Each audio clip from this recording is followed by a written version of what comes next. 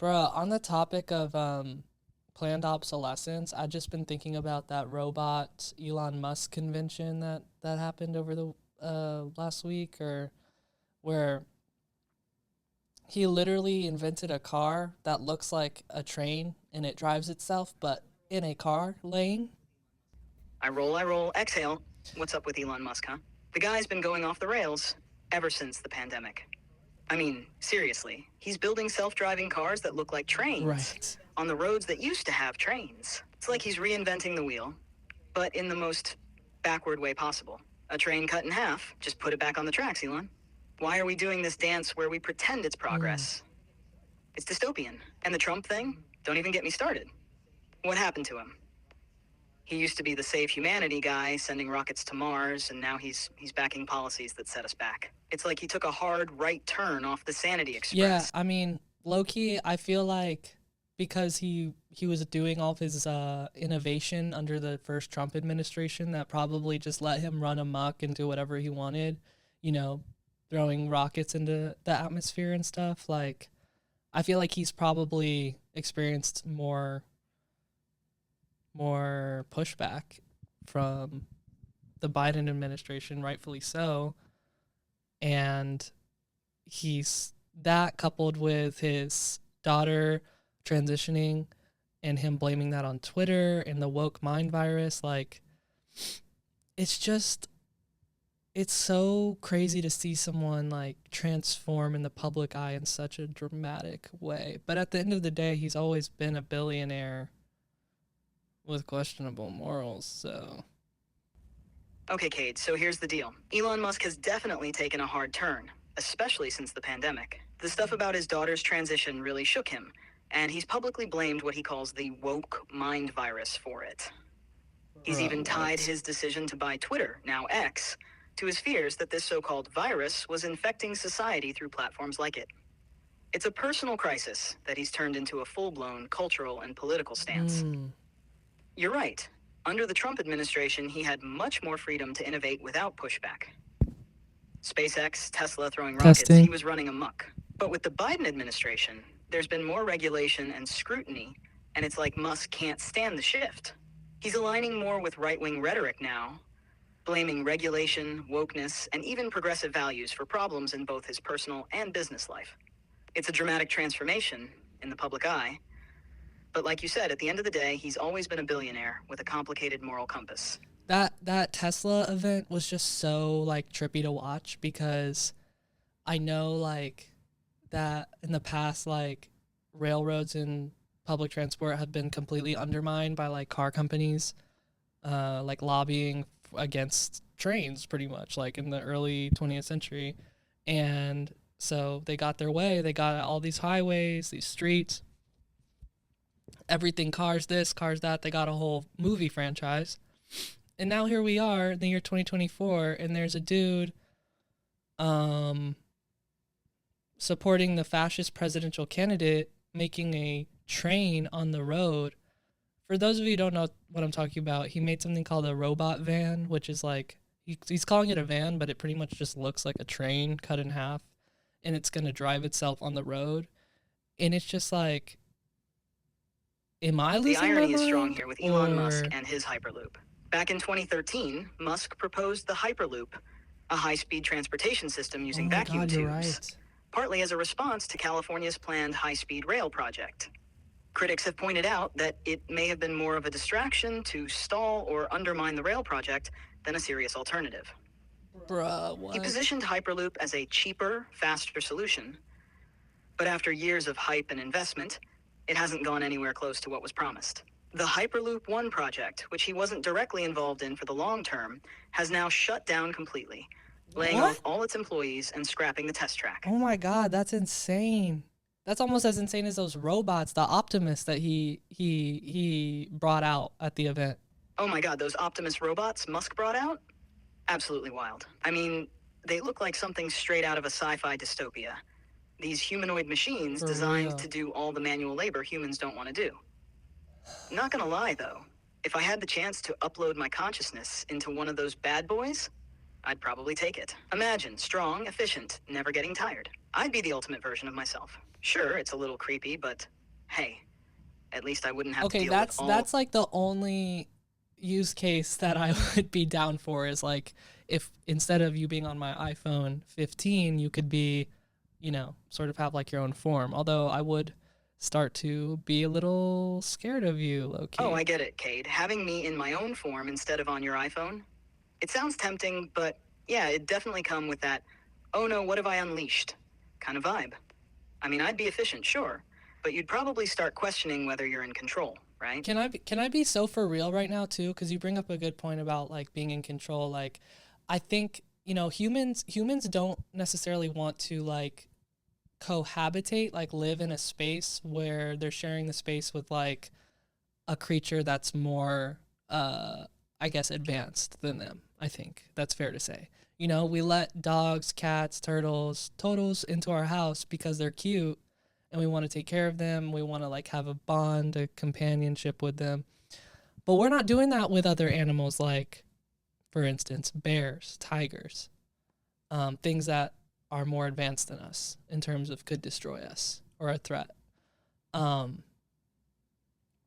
I just got to say, like, I think that's a huge problem with these robots and like physical robotics in general, like Boston Dynamics Spot too. Like, there's such this like millennial Silicon Valley, like Tumblr urge to make everything feel like a Black Mirror episode where it's like sleek and sharp corners and like something from the future. But if they really want robots to like be part of society, they have to be cute, like plain and simple. Like, we're missing the cute factor. Like, those Optimus robots are scary, dog. Oh my god, Cade. You're totally onto something with this. The problem with these robots, like Thank Musk's you. Optimus or Boston Dynamics creations, is they just miss the mark when it comes to being approachable, or dare I say, cute. You're right. If humans are going to coexist with robots, they need to be more like our pets, friendly, appealing, and definitely not terrifying. The thing is, when robots start to look too human-like or too mechanical without hitting that sweet spot of charm, people get uncomfortable. This is called the Uncanny Valley. The more a robot looks almost human, but not quite, the more it creeps people out. Research has shown that people feel a strong sense of unease when robots are just human enough to trick the brain, but still don't move or look right. That's why all these sharp-edged sci-fi robots end up feeling more like the villains of a Black Mirror episode than future companion. Right. And the ones that they had at the little Elon Fest, they were like speaking, like they almost like had some sort of AI implanted in them, or what I think they probably had like an actor with a mocap suit or something. I don't know, but how's it going, man? Enjoying the party? What do you think of the new Cybercab? Cybercab looks amazing. I know. I'm trying to get a ride. nothing would surprise me at this point. But yeah, they had like the robots talking and interacting with people. And I'm sorry to say it, but no one's going to want that in their house, around their kids, around the things that are most important to them.